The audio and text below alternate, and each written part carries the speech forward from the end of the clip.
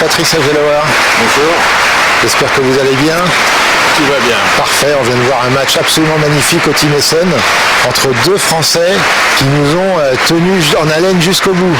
Ah oui, moi ça me plaît beaucoup, vous savez, de voir des joueurs de 14 ans, quand ils arrivent au stade des demi-finales, il y a toujours un petit peu de tension. Et on l'a vu dans ce match, il y a eu des retournements de situation tout le long.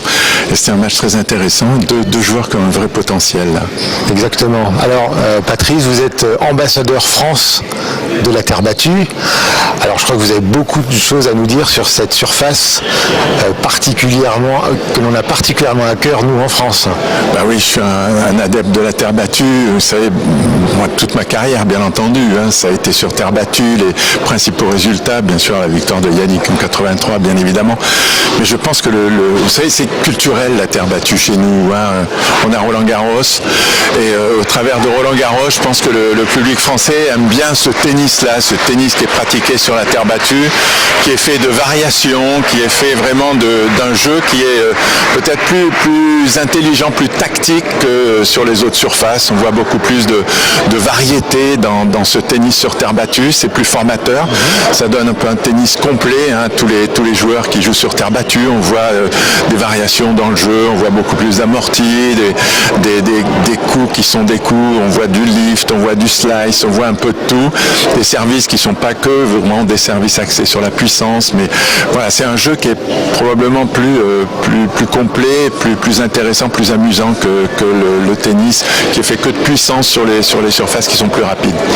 C'est vrai qu'au comité de l'Essonne, on a des surfaces rapides, mais avec le partenariat qu'on a avec la société Procours, eh bien, c'est des sujets qu'on regardera évoluer vers des surfaces de confort telles que la terre battue.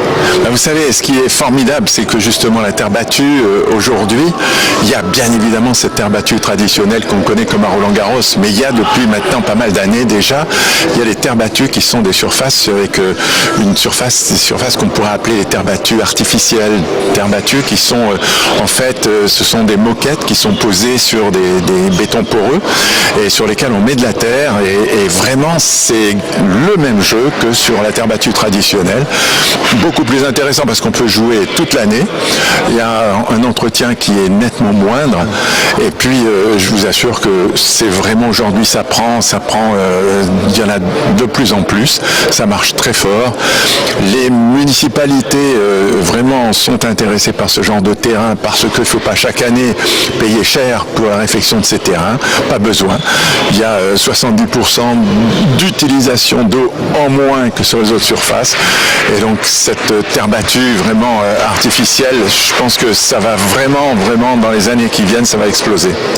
Merci Patrice pour ce commentaire et au plaisir d'avoir ces expériences de terre battue avec de nombreux joueurs dans le département. Merci Patrice. Merci à vous.